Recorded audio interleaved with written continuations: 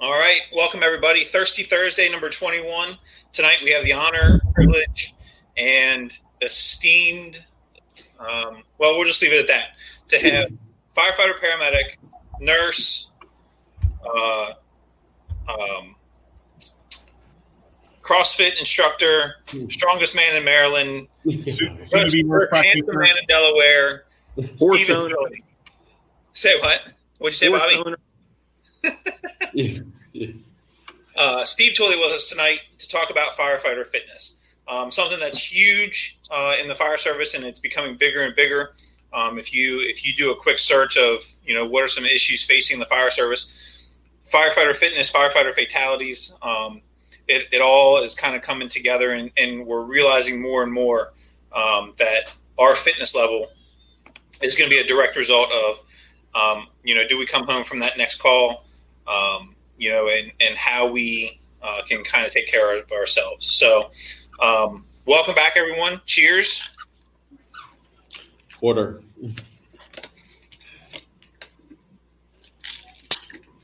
I'm excited to hear our conversation tonight and see where it goes. If you don't know Steve, you're truly missing out. So I'm excited that he's able to join us tonight. So without further ado, we're going to kick it around the circle, or around the square, and do our little introductions, and we'll get started. So take it away, boss. Awesome. Thanks, Ben.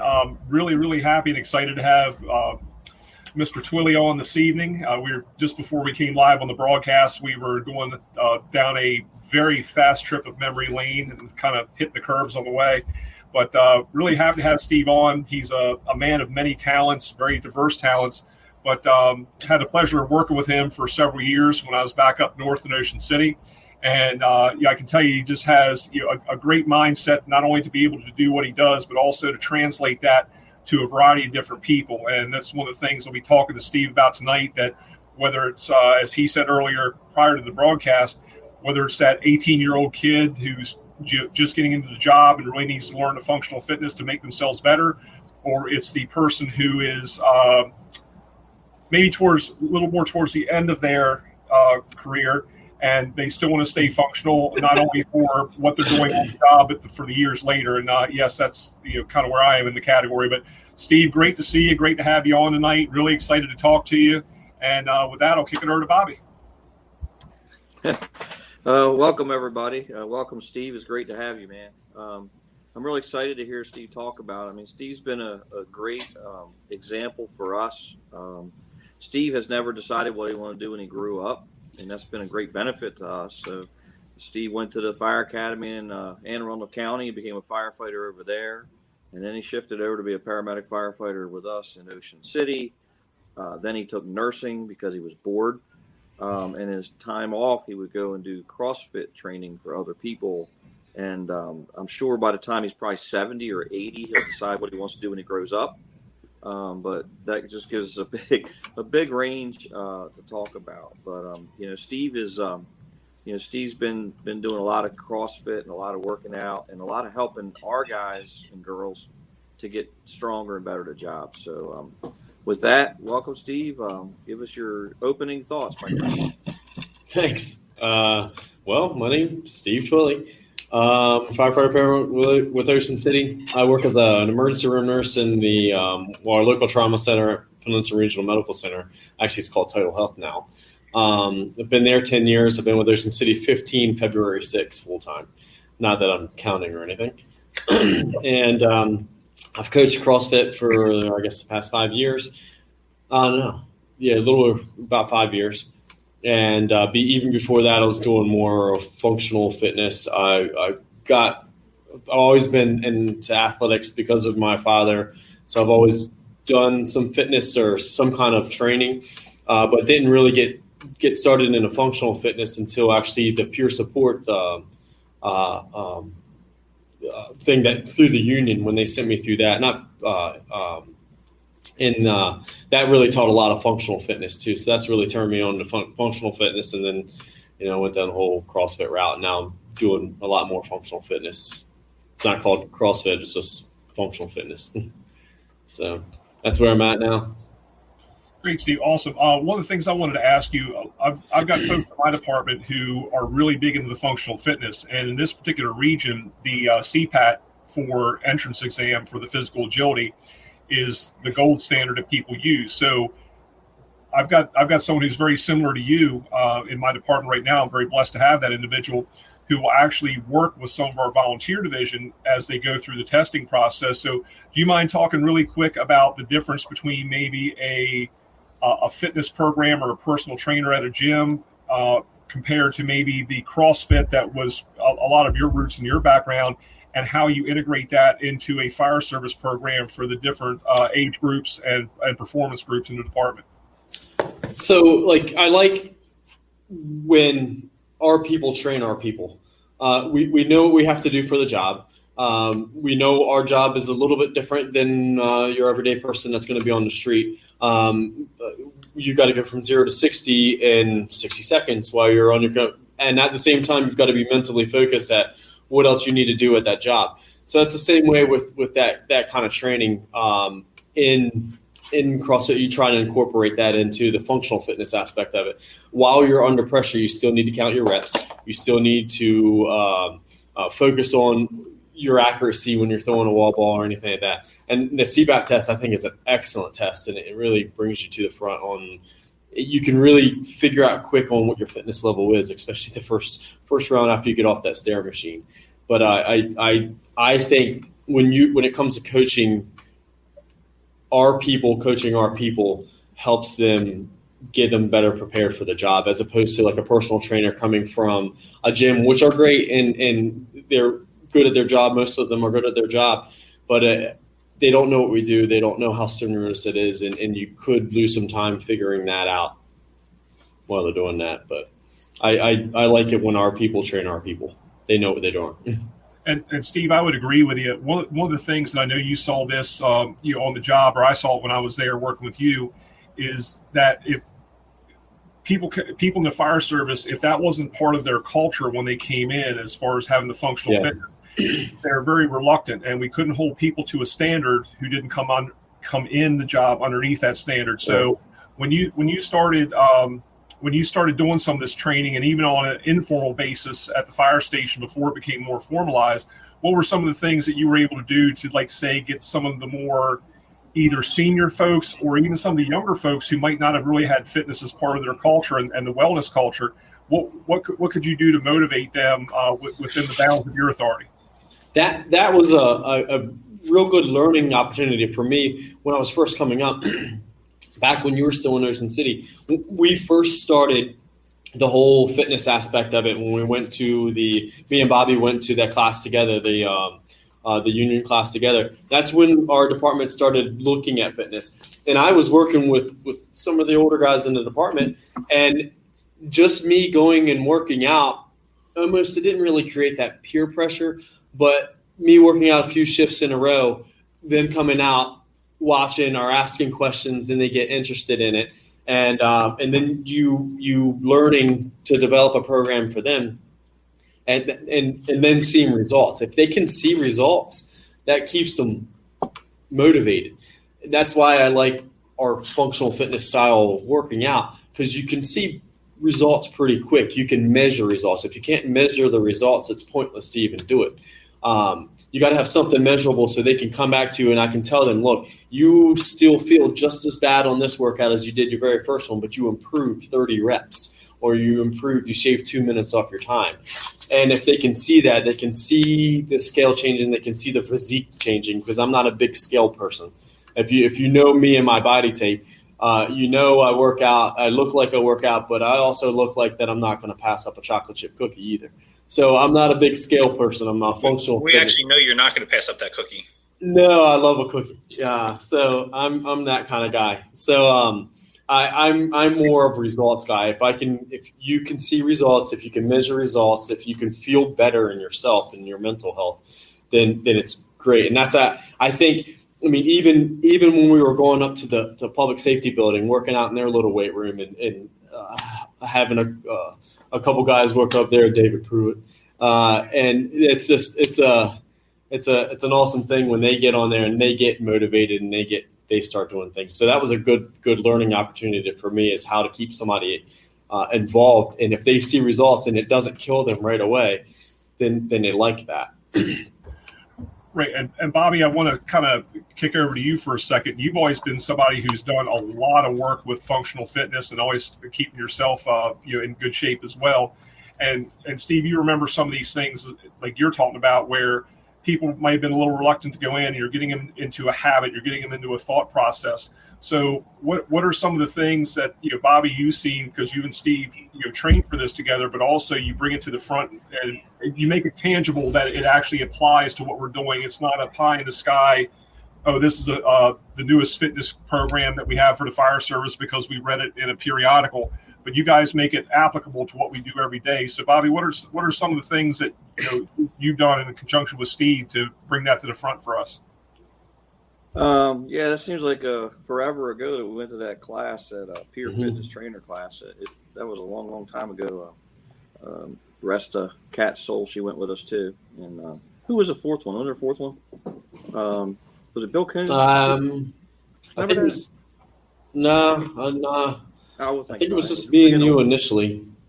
But when I talk about training and just training in general, fire training, I talk about the tools in the toolbox, and there's a big fire science guy, Stefan Svensson from Sweden, that's heavily involved in the fire science studies and things with the UL and things like that. And he always said, you got to have three things. You got to have the head, the heart, and the hands. So you have to have knowledge of how to do a firefighting task. You have to have the heart, or whatever you want to call it, to go down that dark, dirty, nasty hallway. And you got to have the hands, or I think in the physical fitness, the strength to do, whatever those skills are. I kind of ended up in a weird way where I've had a lot of injuries in my career. I've had probably 6 back injuries and 3 shoulder injuries and 3 neck injuries and broken ribs and all kinds of stuff. I was there for a lot of them. Yeah, and first thing I noticed was every time I went to physical therapy, which I went there a lot for a lot of different things, I found they did almost the same stuff for everything. You always started off on the bike or the treadmill. You did your 10 minutes, and you got your heart rate up, and you always did the same stretches. You always did lunges. You always did, things like that. So what I ended up doing was kind of adopting. I thought, well, if I'm doing that to recover from injuries, would those things help to prevent injuries? So that's kind of where I kind of started at. The second thing is I really hate drugs. I hate the idea of cholesterol drugs and blood pressure drugs and things like that. And I said in my mind that I was not going to have to take those drugs. Well, as I got older, the blood pressure got higher, the cholesterol got higher, everything started to look pretty bleak. And my doctor saying, take this medicine. Well, I knew I wasn't in shape. I was kind of a down spot. I had a bunch of injuries and I wasn't really in shape. So I found a program I could stick with, and it literally took me 3 years to get the numbers normal without medicine. But the doctor hated it. The doctor bitched to me every time I went back and wanted me to go on the medicines and things like that. And I knew once I went on the medicines, like Steve talked about, measurable stuff, once you have to go on it, and I'm not saying don't go on it. If you need that, that's something between you and your doctor. But for me, I knew as soon as I went on there, I wouldn't know what the real picture was anymore. I wouldn't really know what my blood pressure was because it's regulated. I wouldn't really know what my cholesterol was because of whatever. And the news was it takes almost 3 to 4 years of working out to actually fix those numbers per se. But I think, my blood pressure's in the 120s over the 70s, which was not like that since I was 30 years old. My cholesterol's back to, we'll find out. I just did my physical this year, but my cholesterol's gone back to normal. So that kind of got me there. And the last thing is, firefighting, EMS, rescue, technical rescue, every single one of them is every single thing you're not supposed to do your body ergonomically.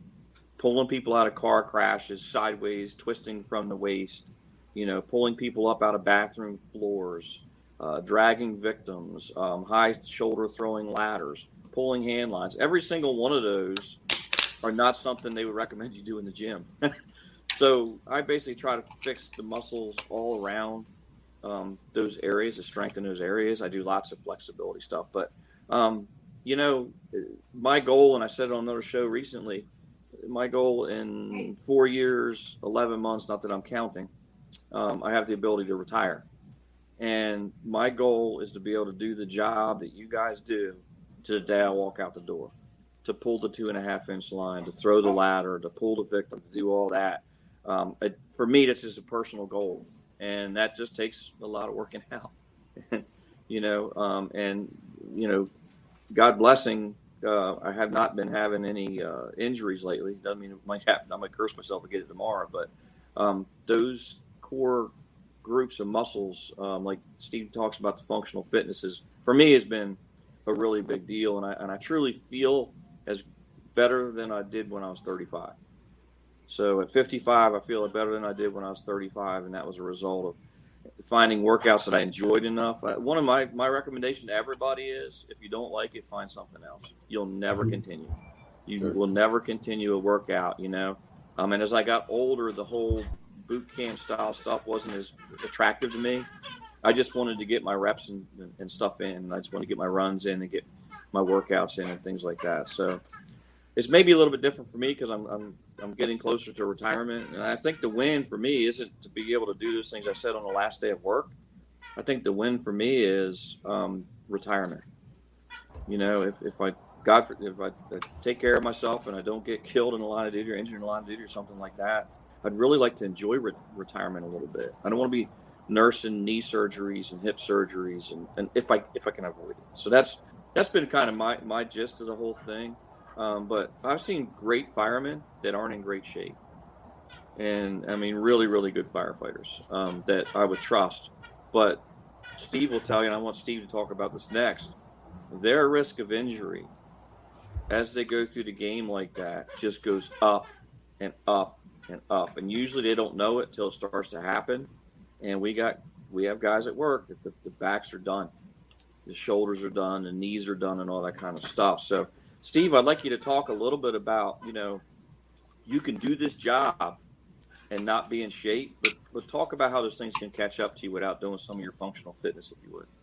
Yeah, it's just like you said. I mean, we do our job because we love our job, but at the same time, this job is not going to last forever. I mean, you need to be able to be to live after this job is done with, and injury prevention's one of the reasons why I become a nurse, and also one of the reasons why I do work out all the time. I feel better when I work out, both mentally and physically. And it does help. It's been proven multiple times to help prevention, but only on like a functional level type thing. If you have a good core, then that's going to help with your back injuries. If you're flexible, your hamstrings, your hip flexors, then that's going to help prevent back injuries. One of the number one issues with people going off the job is back injuries and shoulder injuries. So like at the same time on strength and functional fitness, you got to have the flexibility of it. The lower back injuries, a lot of people don't understand, but it's either a tight hamstring or a tight hip flexor that tilt that pelvis out of whack. And so it's small stuff like that. And if you might not be in shape and you can still be a good firefighter, like you said, but at the same time, when we do have that high-rise fire and you have to go in for that second bottle or that third bottle or something like that, it's going to hit you. It's going to come up where you're going to get to the top of the stairs and you're just not going to be able to do your job. And that's one of the biggest reasons why I ever even got into fitness, is because I need to be able to do my job. We're a public service. If I can't help the public or the guy that's going in right next to me, then I shouldn't be doing my job. So if I can't pull him out and bring him home with me, then I don't need to be going in, and I don't need to be coming out myself. Like, I got to bring that guy out with me. So Steve, I couldn't agree with you more. And just I want to share some with you all really quick, and then I want to ask Bobby and Steve their perspective on policy-driven fitness in the fire station. But yeah, I'm going through the same thing now where, a couple of years ago, I started to have some sciatic pain and everything else, went to my general practitioner, and he goes, how long have you been doing this job? And at the time it was 31, 32 years. And he goes, you have a back injury. And I'm like, no, I don't. He said, yes, you do. And so we went back and forth like 12-year-olds a couple of times. And I said, well, I've never had a documented back injury. Yeah, I'm sure I've hurt my back. We walk it off, take some Advil, what have you. Sure enough, he sends me, I've got a very severely herniated disc and did the nerve blocks, this, that, and the other. And so it was one of those things. It was very hard to realize that from here up, I'm still 18, but from here down, I'm in the body of a 50-year-old guy. And that's what they've been telling me. I said, well, here's my thing. I've got 3.5, 4 more years that I want to put on this job. And I also want to be able to do this from a training aspect because I'm doing that quite a bit. And I'm not in my position doing immediate field operations as much, but I'm still doing them. But I don't want to be in that position where I'm helping to carry a patient and I drop a patient, or I hurt one of my folks that I'm working with, or I'm going down a hallway and my back gives out because I'm being the stubborn guy who is trying to prove something. And so, I still feel like I can do it, but they were saying, look, it's not that you can't do it, but you have to modify things to fit where you are with your current level of injury, essentially.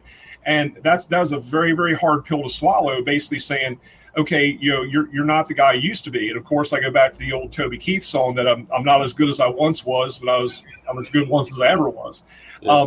But putting in that frame, because you want to be active, you want to be functional, but you also want to make sure that you're serving the people you're there to serve, including the people you're working with. Yeah. So from that perspective, I think sometimes we have to have that difficult conversation when it's time to maybe transition from warrior to elder, so to speak. And I've recently had to go back to PT. Originally, PT did not do any good for me whatsoever. It made me feel worse. And I've been through, like I said, the epidurals and nerve blocks and all that kind of stuff. But a lot of it was core strengthening and not giving up what I'm doing, but modifying it so that I can do it within the limits of where I am. So one of the things I know we got pushback on, and this is where I want to get Bobby, especially you in your position now, and then Steve, still being in the department, and Ben, even from your time in the department, one of the big pushbacks we got when we were trying to get some of these people who did not have fitness or wellness as part of their personal culture, let alone their work culture, we allotted by policy 75 minutes to do PT. And that included your ride down, your ride back, your shower, this, that, and the other. And we worked with each other to make sure that we could probably get a good workout in. And one of the pushbacks that we always heard when we were running the battalion was, well, what good is, a half an hour, 20 minutes of exercise going to do me twice a week when I'm at work? Well, our thought was that's a start. It's better than being sedentary. And to Bobby's point, there are some fantastic firefighters and paramedics out there that just aren't in really good shape. And I'm looking at the same thing with a 13-year-old son. When I have the opportunity to retire from the fire service, I don't want to be going from chief of the fire department to chief of the Jazzy Scooter Club because I can't function anymore. And so with that being said, I'm looking past retirement too, so I can enjoy that time. So, and look at the stress that this job puts on our bodies, our minds, our everything. And not just us, but also our families as well. So from dumb it down for me and say, okay, I'm coming to you guys and say, I want to write a policy about PT for my fire department because I think it's important. I've jumped on the physical wellness bandwagon, but I might create a policy that's more detrimental than beneficial. So from the standpoint, Bobby, you having to manage it for people doing PT, is 75 minutes enough? Is it, how would you recommend this in a participative management world? How would you make a recommendation to those in authority to write a good policy for making sure that people, now I know you guys have the gyms in most of the fire stations. You've done an incredible job, especially in your volunteer station as well, Steve, to get this equipment to the people. But for those who don't maybe have a centralized gym or gym equipment in every firehouse or limited stuff,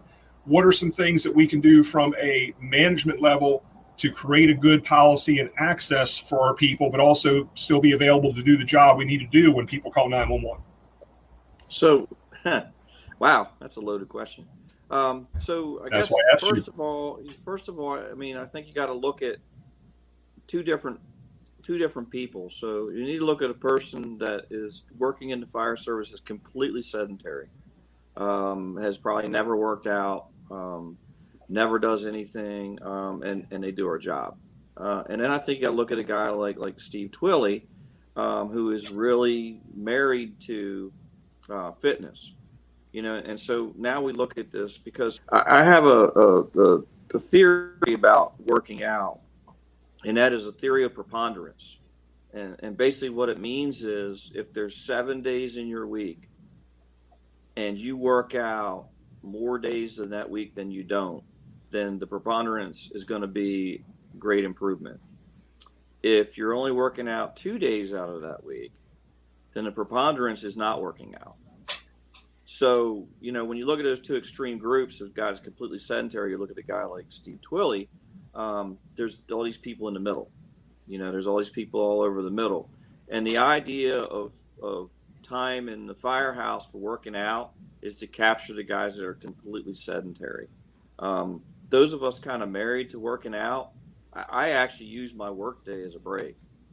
If I get a workout at work, it's a bonus for me. But I love to do some of my workouts are 2.5 hours with a whole bunch of cross training. So I just do a lot of aerobics and a lot of stretching and a lot of strength training. And I kind of go back and forth and things like that for my workout. So at work, that wouldn't really work out real well. So to answer your question, when you think about the preponderance of it, we're trying to capture these guys, and just some of them will get a spark, I think, and be working out on the days off like Steve and I do. But some guys are never going to do it. Even if you make them do it 75 minutes, they're going to mess around, and you know how it goes. So do I think 75 minutes is good? I do. I think I have concerns in the fire service. Some guys actually do their heavy workouts at work, and I'm not a huge fan of that. I think that when you completely spend yourself on a workout in the morning, God bless you if you have a fire at 1 o'clock in the afternoon. That's just a me thing. So I think I wouldn't want to have like an hour and a half or 2 hours, because that could really allow guys to really expend themselves in their workout. This is my opinion. So I think an hour and 15 minutes, an hour and a half, I think is appropriate to get showered up and everything else like that. But policies are tough because when what we're talking about is a real personal thing. Our health is a real personal thing. And I think allotting the time is important, because I think that a lot of the guys that are sedentary actually push back on the guys that want to work out. They don't want their unit out of service. They kind of push back. If you have a manager or a battalion chief or something that doesn't believe in it, they'll make it very difficult for the guys to find time. And the bottom line is, in the fire service, we're pulling these guys in 20 different directions. We want them to do more training. Oh, by the way, there's a pandemic. We want you guys to figure out this. We want you to do this. We want to be the master of all these trades. We want you to do all kinds of building maintenance and vehicle maintenance and things. And so I personally think that working out is more important. I think to me, it lands right behind checking your equipment and right before training. That's just my opinion. I think that your health is that important. So I think setting aside the time and setting aside good coaches, not only Steve, but we got a plethora of other good coaches in Ocean City, at least, that would be perfectly willing to help people kind of get to their goals. So, I think setting aside a time is a fantastic idea, but I can tell you, at least where I work at, the morning is the slowest time. If we allotted people like the afternoon to work out, many times it's not going to happen, because the calls get busier and you get doing more stuff. That's why I kind of slot it right behind your equipment check. Do your equipment check, do your workout, and then do your training. And to me, those are the three most important things that we do in the entire day. And so get those out of the way in the morning, because it's also our lowest call volume. Most of the time is in the morning. And then all the other things that we want these guys to do, the online training, the maintenance stuff, kind of go in there. So if I was to recommend to a manager, prioritize what you think is most important for your firefighters, your men and women, and then prioritize it by the morning, because the morning is the best chance you have of getting these things done. So what do you think, Steve? What's your thoughts about it? I think one of the big reasons why we create a workout program at work is to start hopefully creating habits for people. We get the 2 days. Yeah, I agree. Like, the 2 days aren't going to change their life very much, but it's going to hopefully maybe create a habit. And if they go home on that third day and just go for a 20-minute walk or something like that, then we're starting to create a habit, and they're starting to think about it. They're starting to think about, well, I did work out 2 days this week in the firehouse. I'm a little tight. I might go for a walk, and then bam, now they're starting to do stuff at home. And at the same time, like, I agree with you. Like, you got to be very mindful of what you do for a workout, but at the same time, because you've got a job to do. We have that job to do today. We never know what's going to happen in that day. But that's where a decent coach comes in. And we are extremely lucky in Ocean City to have very good coaches on different shifts that can help people and help them. But at the same, like, my workout's not going to be the same workout as one of the older guys that's just starting off. And we can do the same workout, but that's where your good coach comes in, and their stuff's going to be scaled. They're going to do less reps. They're going to still be functional. 2 reasons. You want them to be able to do their job. And if you get somebody so sore and so out of it, it's going to turn them off. They're not going to come back to work. If they're sore 3 days post-workout, they're not going to return. It's something you got to ease into. But and as for policy, it's just a huge deal if you've got management behind you. If they support you and want a physically fit department, then it rubs off. It definitely helps. And going back to the whole injury aspect, like, you can't beat genetics, but you can work around genetics. You can hopefully, you got the lower back issue, so you would strengthen your core type thing. You can't beat genetics.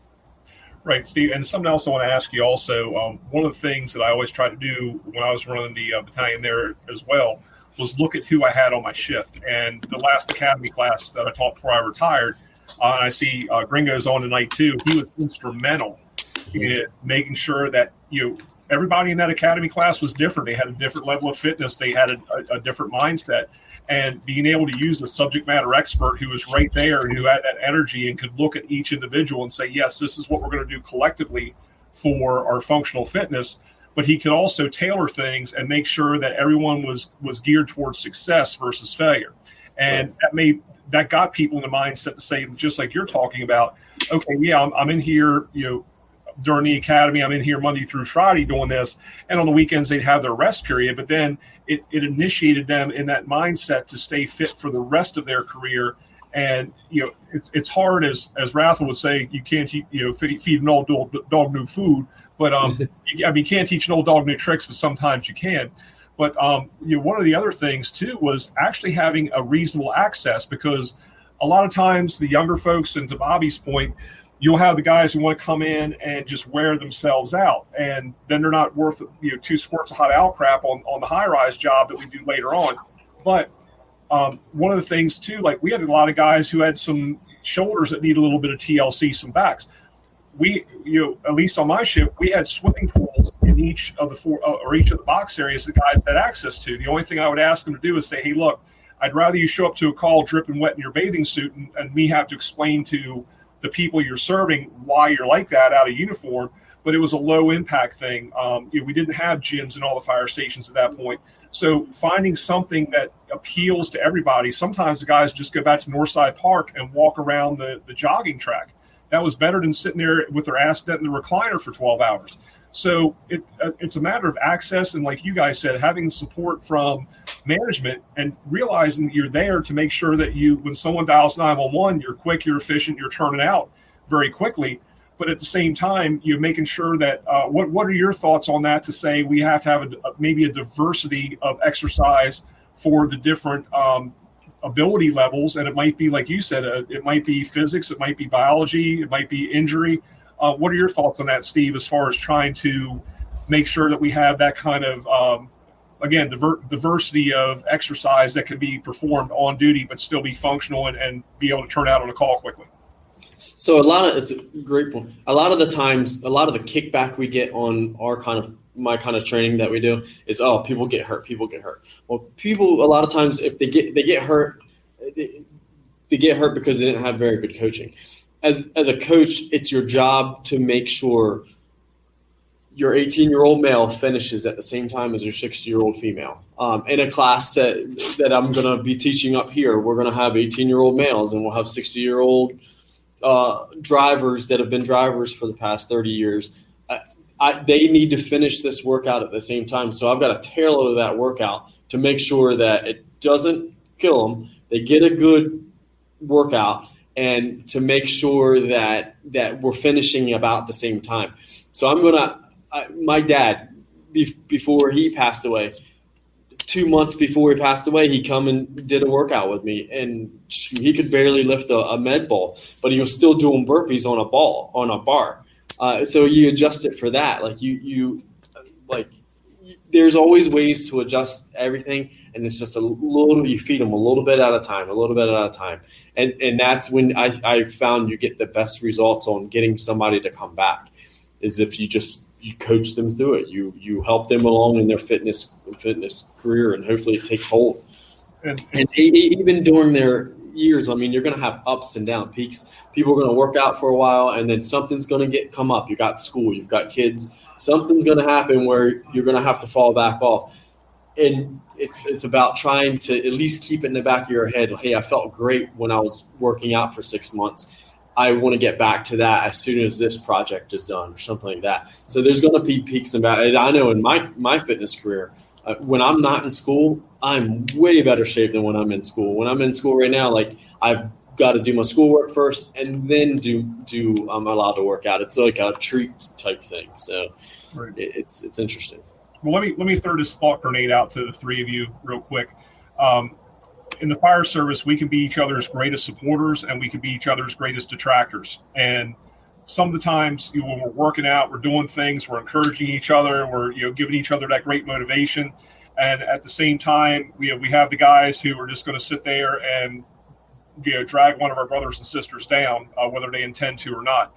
So, from that aspect, you might have somebody who has a little bit of a performance anxiety, so to speak. Hey, I want to work out, but I'm just not comfortable taking my turn, doing my sets and reps in front of the rest of the people. So how do you approach that, especially with somebody who might be reluctant to start getting into this culture? How do we create that culture in the fire service that it's, no matter where you're starting in this process or where you are in the process, it's a beginning point, not an end point, that we don't just turn people off to it completely? I'll talk a little bit. I mean, I you said Gringo was on here too, and I've worked out with Steve and I've worked out with Gringo, and that's David Messia in Ocean City Fire Department. For those that don't know, but anyways, I worked out with Gringo, and part of it is that those guys are very respectful of where you are. They're very encouraging while you're doing your workout, and they just that inclusion of that person. I got to tell you, I run a lot. As part of my workout is running at least 5 days a week, and that's kind of what I do. And I have so much more appreciation when I see someone out of shape running than guys like me that are in shape. I say, you go, man. When you see a lady or a guy out there and they're putting their reps in and they're trying and they're doing their thing, I think those people are the ones that deserve the big encouragement, because they're in a really bad place. My message to everybody was, when I was 40, 45 years old, maybe, it became difficult for me to reach my arm around to put an air pack on. It became difficult for me to get up inside of an engine. It became difficult for me to turn on my bottle and reach my arm around that far. Lots of things that I took for granted when I was in my 20s and 30s started to leave me. I had all the excuses in the world. I doing martial arts, and I had injuries, and I had injuries at work, and I had all kinds of excuses, but excuses will not get you in shape, and so what I can tell you is, through years of finding workouts that I enjoyed doing and loved doing, Now I have no trouble putting my air pack on again. I have no trouble climbing in the engine again. I have no trouble doing those things, turning my bottle on and things like that. And that's, so the other thing is they want to see people that have been successful at working out too. And the way to do that is have coaches like Steve and Gringo, and I'm sure there's other guys at work. I just haven't worked out with them yet, that are just as encouraging. But you need that encouragement in the beginning that everything's going to be okay. And I think we got to remember this is a brotherhood. We need to stop tearing each other up. We need to stop. Listen, we like to joke with each other, but there gets a point where it's too much. And I think in working out and in training are both of the areas where we need to back off of our brothers and sisters a whole lot. Okay? They're out there trying to do the training and they make a mistake.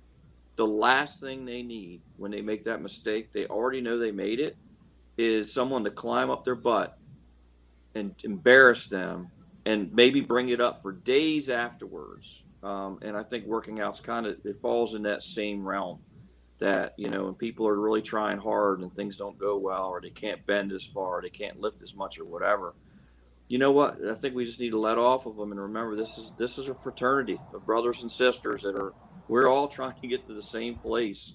It's funny how people, if you're going to change significantly about somebody when they die in the line of duty, you should think about changing before they die in the line of duty. And that's probably a good way to look at it. And Bobby, I would agree with you on that. And I want to kind of circle back to policy a little bit as well.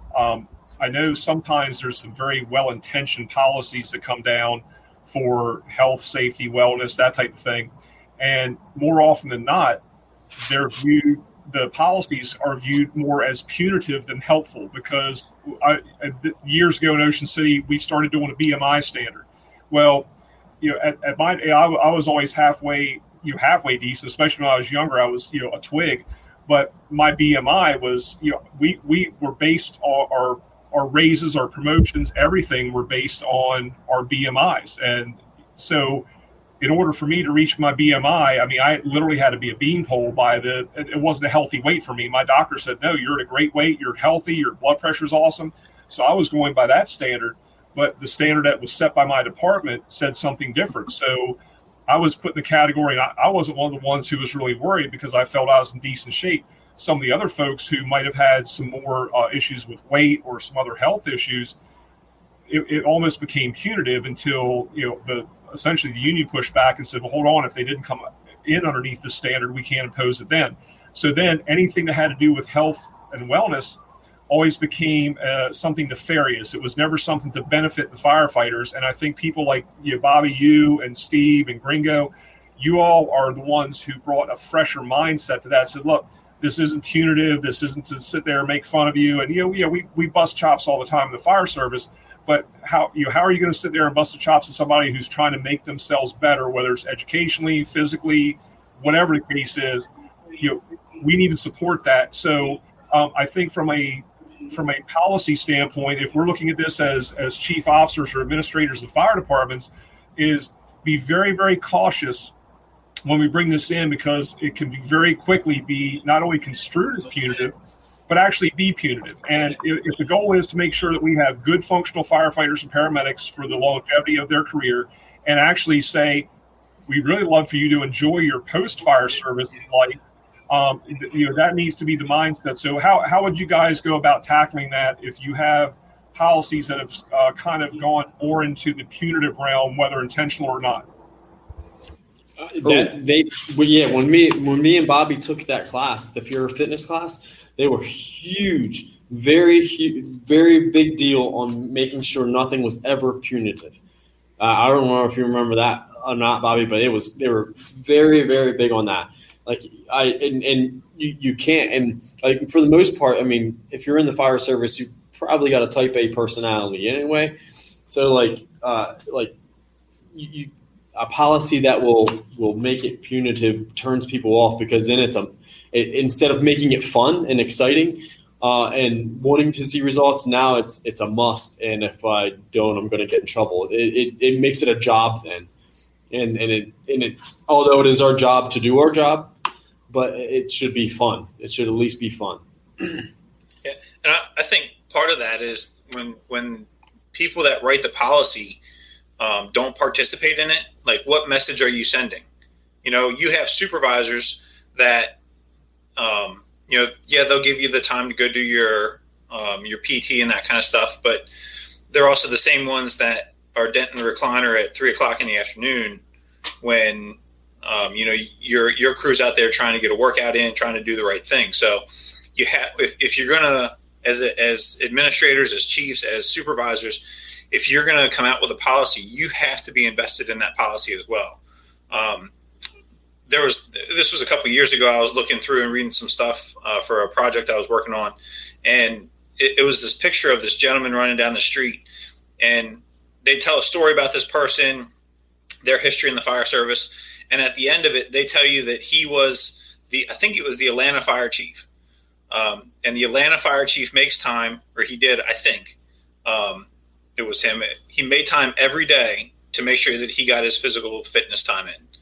And if that's the buy-in that you're getting at the top, what message does that send to the rest of the department? It sends that that's a priority for everyone.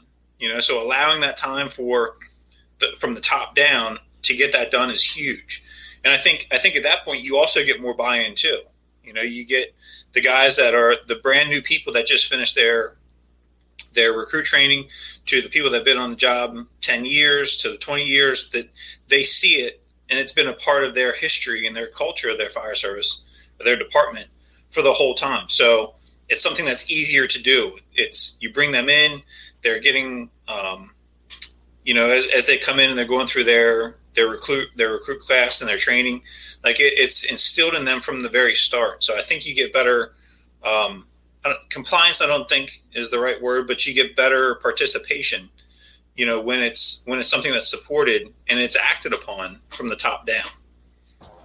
And Steve, you mentioned before that you feel that anything that's results-based versus criteria-based, meaning that, okay, you got to drop X amount of pounds in X amount of weeks, whatever. But when people start seeing those physical results, their shirt fits better, they come in one more notch on their belt. They feel better. They don't have the aches, the pains, all the things, the inflammation. So can you guys talk about that, especially Bobby and Steve, and I know Ben, you do some stuff as well. But what can we do to get people to focus more on results based than a criteria base or a scale base, as you said earlier, Steve? Yeah, I don't like scales. It's got to be measurable. Your functionality has to be measurable. Yeah, I wore the wrong shirt. Sorry. Way to go, Trevor. This is a fishing thing. It has nothing to do with weight. All right, sorry. So, and we have a chief on here, so we always got to circle back to policy. You know what I mean? Do you want us to write your book for you, or what do you want? No, just kidding, chief. So,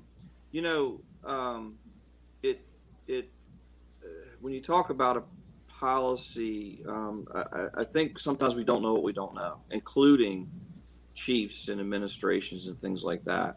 And I'll tell a story about, we went to a moderately sized department that was all career, and they had made a move several years ago. Trevor and I did. He probably knows the story. And we went out there, and the whole country was using 30-minute SCBA all across the country. And a 30-minute SCBA is not really a 30-minute SCBA. A 30-minute SCBA is actually like a 8 or 9-minute SCBA. Trevor used to make us do these ant farms, which, by the way, Chief, we never liked them. None of us. Absolutely none of us. But the ant farm was, we set up different size ladders, 35s, whatever. We had firefighter skills, and we went through, and we were basically figuring out the limit we were on our bottle under a high load. And we did that. And we had never experienced a 45-minute bottle, except for, like, in our world, it was like for the hazmat team, the hazmat techs, things like that, so on and so forth. So we go out there and we said, okay, we're going to do the SCBA boot camp. We're going to do the drills. So Trevor says, of course, Trevor comes up with the ant farm. What else would he come up with, And he says, we're going to do the ant farm. I said, okay. So we put all these functions together and stuff, and we went through all career guys, all great guys. And they went through it, and we had some of the guys couldn't finish the bottle. Basically, their physical fitness training was not enough for them to be able to complete the air in the bottle before their bodies gave up. And the guys in the fire department were really mad about all that. But I thought, no, nobody knew. Nobody knew that. So when we went to 45-minute bottles, the whole country, I think, is on 45-minute bottles now. You made fitness matter. Because if your guys aren't in shape, they're not going to be able to go through a whole 45-minute bottle on a heavy firefight without running out of gas, basically. So that comes right back to being able to do our job. Like, you got to be able to do our job. That's what we're here for. But they didn't know and they didn't know what they didn't know. I mean, listen, their fires went out. They had good firefighters. They had a great fire department. They were doing great things. And he did his whole thing. And then all of a sudden we came out and they did something. And so when you talk about these policies, my opinion on this, Trevor, is I think you should do a skills-based assessment at the end of the year. So you pull the 2.5-inch line, you throw the ladder, you do whatever, you do the actual functions, because I think that clears you of BMI being different for different ethnicities, different cultures, different, DNA backgrounds, I guess you could call it, and it can be measurable. I know guys that are really skinny, they're absolutely out of shape. So the question is, do you base it on, do you base it on BMI when some guys don't have a lot of BMI, but they're simply not strong enough to do the job we do? Do you base it on strength and not BMI? That's the whole thing. So from a policy standpoint, I think it's got to be as closely geared to the job that we're expecting these people to do as you possibly can make it.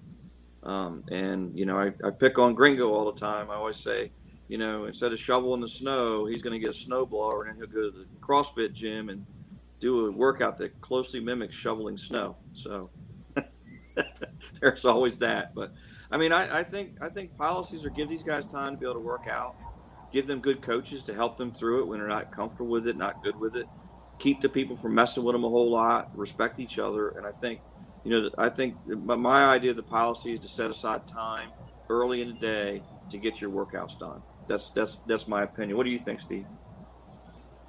I like it. Most of my workouts now, while school's going on, I usually get to the station around 5 o'clock, and I get my workout in then at the station and get showered up before the shift ever starts because of there's so much extra stuff to do and like I said, school's going on right now. So if I do have downtime in the afternoon, usually I'm doing schoolwork. But if you even when on my days off, if I don't get my workout in early, then you can almost write it off. Like, I did do a workout right before this, but I knew I was coming in here. That's why I did it. But I like getting my workouts in early, even on my days off, and that then creates a habit. If I can get my workout in before lunch, if I'm teaching a new guy to get his workout in before lunch, on shift when he's off, or that's going to help. So. Sorry, Steve. I was just reading something that came up from one of our brothers there, but we're not showing that. No, we're not. But, hey, Steve, can you talk briefly? This isn't just a career fire service thing. There's a lot of volunteer departments that have invested in gym equipment, health equipment programs, and I know several around Worcester County. Back where y'all are, but where I was from, had done it as well. Can you talk a little bit about some of the things that you've done in your local volunteer department? We know all the things you've done in the career department, which have been phenomenal, but just the level of support and some of the things you've done to make this accessible to the volunteer firefighters as well. Because if anything, they have to go and work other jobs, other places where they may not have access to this during a regular shift. And they're doing this in addition to their work, not as part of their work. So can you talk about that for a second?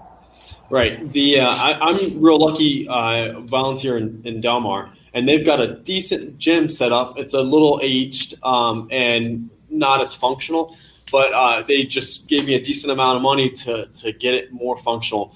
And we're going to start a class up here. We'll start off with 1 day a week just for somebody who's interested.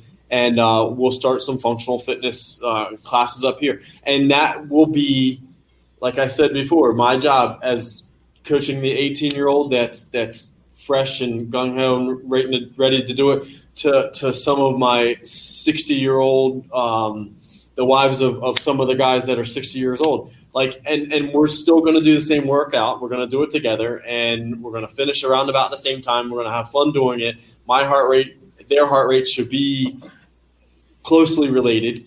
But my functional level and their functional level is going to be completely different. But that's my job as a coach to make sure to do that right, and make sure they don't get injured, and make sure they like it, enjoy it, and come back.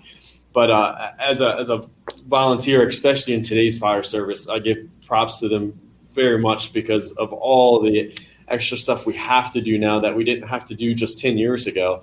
Is just crazy and phenomenal that we still can hold on to volunteers. But at the same time, they're going to have to run into the same fire that I'm going to have to run into. So I want them – we want them as functionally fit as possible too. And Steve, I see one of our other great coaches and motivators from back in OC, Dwayne Phillips, Old Dewey's on too. Oh yeah. Having people like you, him, Gringo. I mean, the list goes on and on. But one of the things I was reading his comment, I just have to throw this in. This has nothing to do with functional fitness or the topic of the evening, but I still remember Steve, when we would just sit there and we'd have the word of the day that we would choose on the radio that we had to get in there. It was almost like Super Troopers with Meow. But Steve, the greatest thing about you is that we would mess with you and you would never take your thumb off the microphone, and you would transmit anything that we said messed with you about whenever the radio. So that was one of your greatest attributes too. There's quite a few recordings that probably I hope never get out. Well, and the one where you and your partner were trying to find each other, I still remember this around the building, and all we heard was Marco and Polo going across the radio.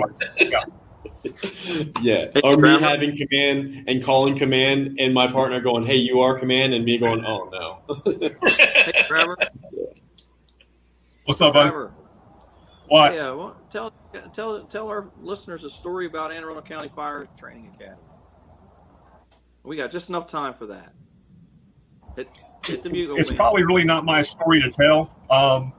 I'll tell it. all I can say is, I'll pitch this over to Steve to tell. But Steve has always been a student of the game. I've had a lot of respect for him, and I remember when I was going up to the Council of Fire and Rescue Academy meetings. We had the state meetings all around the state, and one of our meetings for the fire rescue academies was at Anne Arundel County's Fire Training Center. And at the time, it was recruit Steve Twilley who was in the class. And as most academy classes, when they would come out of a classroom and they saw somebody who was superior to them, which was essentially the cockroach walking down the hallway, was they would have to come to attention, brace, and kind of put themselves up against the wall. So I'll let Steve Twilley take it from there. So I'm walking down the hallway. Everything's fine. I'm in Anne Arundel County. I'm a whole bunch of miles away from my hometown. I'm not going to see anybody I know. And the door comes open, and I see this big, tall guy standing there. I'm like, oh, my gosh. I come to attention, brace against the wall, and I'm in with 60 other people dressed just like me in blue. I was like, hopefully he won't catch me. He'll not see me. He walks by about 3 or 4 people, stops, turns around, comes back right in front of me. He's like, recruit Twilley, how are you? I'm like, very good, sir. And he was like, do your classmates know your affinity for large women? I was like, well, sir, they do now. And and he was like, all right, well, have a good day. I was like, thank you, sir. Have a good day too. And we carried on. He carried on. We carried on. We got down to the locker room. The first thing, they couldn't wait to get down there. The first thing they asked me, they were like, what do you mean their affinity for large women? I was like, never mind. No, it's nothing. Yeah, and I got a very unflattering text message later on that day after Recruit Twilley was done with the academy. Oh, yeah. Steve, I had to do it. I just couldn't resist. And you thought you were in the clear because I went like 4 people past you. Oh, I did. I thought I was good. And we can't tell this one on the air, but one day you'll be able to tell people about how it's particularly nice weather out today. Oh my gosh, we cannot tell that on. Yes. Oh my gosh. There's something. Can I say something real quick before we run out of time? Go ahead with it. It depends. Yeah. So like one of the reasons like I would consider myself somewhat successful in the fire service and outside of life, but the reason that I am where I am today is because of the guy sitting on the other side of this this podcast right now. Trevor has been an icon, and Bobby for forever, and I'll even say Ben Wiggles because he has been. Thanks. And, you put me in there, but if it wasn't for me coming up through the fire service with the guys that I look up to, I would have never be where I'm at today if it wasn't for them. And I hope that one day somebody can say the same thing about me. So like you guys leading by example is what I want to hopefully strive for that one day. So that's why I am where I am right now. Well, and Steve, to kind of paraphrase what I just put up there, whether it's influence or example, good or bad, is a powerful motivator. So I can't say all the examples that were always given were probably the best ones. They were fun. My college turned down, and that's it. Another one, good one. Another show, another time. But yeah, absolutely, Steve. And it's one of those things that you people like yourself that and. I hate to break this to you. You're not the young guy in the fire station anymore. I mean, I remember the day you came and did your testing, and now I'm looking back on that, and you're talking about being vested and all this other stuff. Like, holy crap! But nevertheless, the bottom line is you've taken your obligation in the fire service. Ben, you've done it. Bobby, you've done it, and you've passed things along. You're already influencing not only generations that are at your same tenure in the fire service. You're actually influencing up, you're influencing down. That's what we talk about, that 360-degree leadership. You guys here, all three of you, are doing that and doing it successfully. So sometimes you don't have that 30,000-foot snapshot view of the impact you're having. But I can tell you between Ben, Bobby, and Steve, you guys are definitely having an impact on the fire service. It's very positive. And those results will be seen, if not today, tomorrow, 5, 10, 15 years from now. And I still look back at some of the things that some of the people that were able to influence me to say, hey, don't look at today, look at tomorrow, and also your post fire service year. So I got to thank all of you for carrying that ball and being the good influences in the fire service that you are. Yeah, Steve, you already are an example. You're already doing that. I've leaned a lot on your words going through all this COVID stuff. Your cross training as a nurse and working at the hospital has gave me a different view of what's happening and how it's going down, and I really appreciate that. And you working with people that are working out, you're already doing it. You may not know it, but you're already doing it. You're already setting an example for other people, and I'm proud to know you and proud to be associated with you. And you make me tear up. Really, yeah. It's been real fun to talk. We had to bring you back on again and talk about nursing versus paramedic. No, we can do that. We'll do that and ask Steve how it's going to be. When's the due date for baby girl number 4? March 10th, but she's probably going to go the first week of March. Well, Trevor said you're getting older, and it seems like each daughter you look a little bit older. I don't know what that is. Lose more hair. Right. That's my closing, Ben. I'm done, buddy. Thank you, Bobby. Steve, do you have anything you want to finish up with? Thank you for having me on. It was actually a really good time. I was kind of nervous to come on, but it was a really good time, and I appreciate it.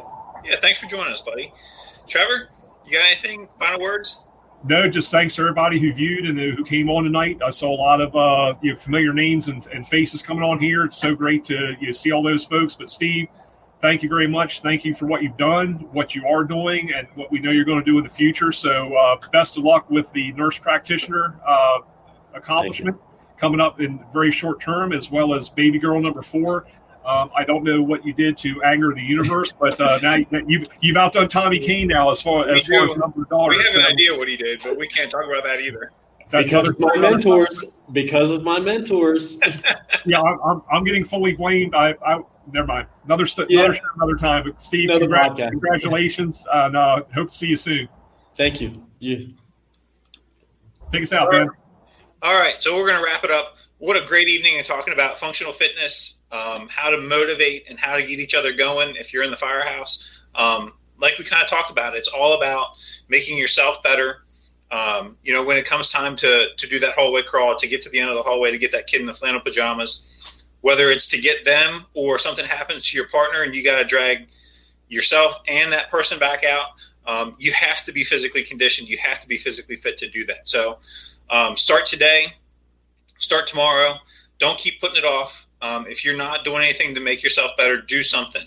All right. Find something to do. Go to reach out to one of us. If you have a question, there's our scrolling across the bottom of the screen right now is our social media stuff, our website, our email, all that. If we don't have the answer for you, I promise we can get you in contact with somebody that does, like the guy in the bottom right corner. But let us know. Start doing something to make yourself better, to make yourself harder to kill. And so that way, when you get to where Bobby and Trevor are getting close to it, when they're hanging up their helmets for the last time, that they can, oh, shut up. It's not like you haven't said this before. Relax. But when they're getting ready to retire, that you can enjoy the rest of your life. You can enjoy your retired life without being the president of the Jazzy Power Scooter Club. So with that, we're wrapping it up. February 4th is our next Thirsty Thursday. We've got a couple of things in the works. I don't know that we've nailed anything solid down yet, but it's going to be really good. I can promise you that. The stuff that we have planned. I think that's all I got. So again, thanks for joining us. Follow the stuff below. Give us a like. Give us a follow. Shoot us an email if you have any questions or you need to get up with somebody about working out. And until next time, we'll see you on the 4th. Be safe and take care.